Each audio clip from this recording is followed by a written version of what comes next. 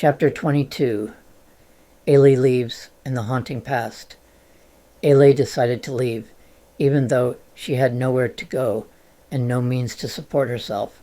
Despite 8 years in the U.S., her struggle with English persisted, and that day her departure was unmistakably clear. I had invited Jonetta over, hoping she might help us untangle our unraveling relationship, even though she wasn't a therapist or relationship expert. Instead, her presence only deepened the chaos.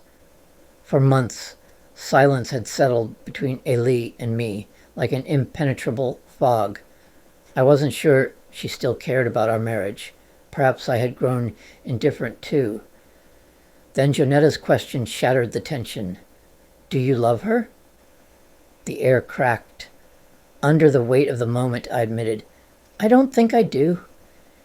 Elee's face remained unreadable, as if she already expected it, but Jonetta's reaction was explosive, and before I could comprehend what was happening, Elee was taken away.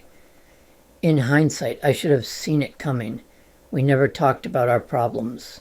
While she was busy studying for the USMLE exams, I would fill up sheets of paper with things to discuss to keep the relationship alive and post them on the wall of the kitchen.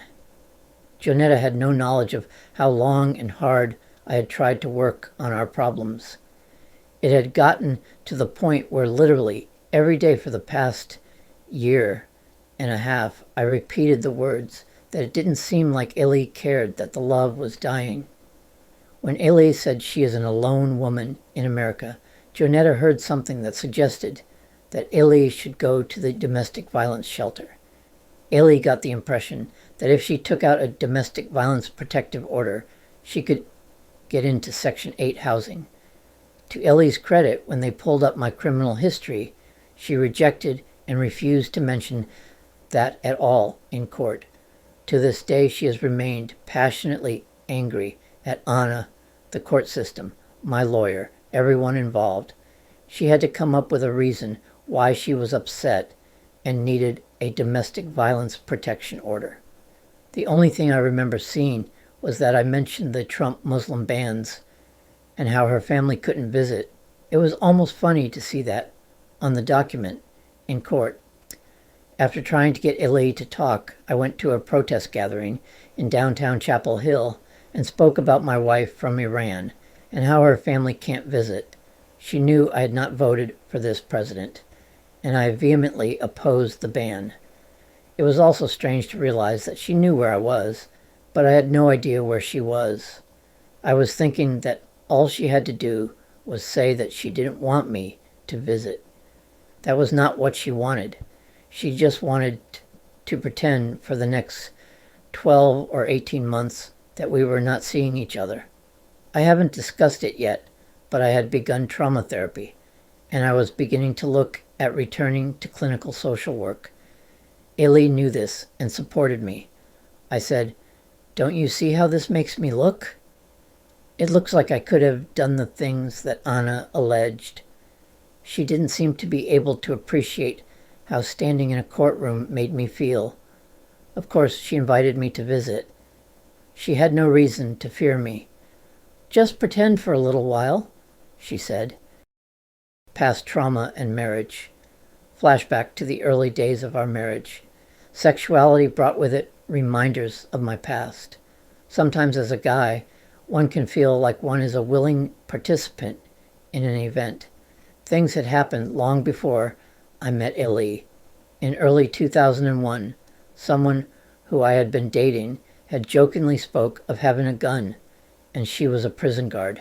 I didn't want anything to happen that night, but she came over anyway. It had been easy to forget about this incident in all the chaos of that time. Yet after I got married to Elee, flashbacks began. I had mentioned Kathy earlier in the book. She had different personalities, like someone with dissociative identity disorder, and one childlike personality had come out during an intimate moment. Later, I moved in with her boyfriend, and her son. I had to ask the police to show up for me to finally leave and to get my girlfriend, Shonda, to help me move out. I hadn't had a car since I lost my last car in early 2001. So in early 2003, before the physical assault by Anna, I had left Kathy's residence. I had felt trapped, and there were sexual overtures to what was happening. Some of Kathy's personalities wanted me as a therapist, which wasn't possible. Others were childlike. There was one personality that was seductive and sexual, and I had felt threatened. All this was coming up and had caused problems in our marriage. It was triggered by these flashbacks and nightmares. In some way, this drove me toward starting therapy, and eventually I would find the courage to reach out to the Orange County Rape Crisis Center, where they supported the idea that any form of non-consensual sexual behavior was sexual violence. I had even been remembering my hernia operation when I was 5 years old. It's strange how so many ideas could come together where any one of them might be overlooked or insignificant.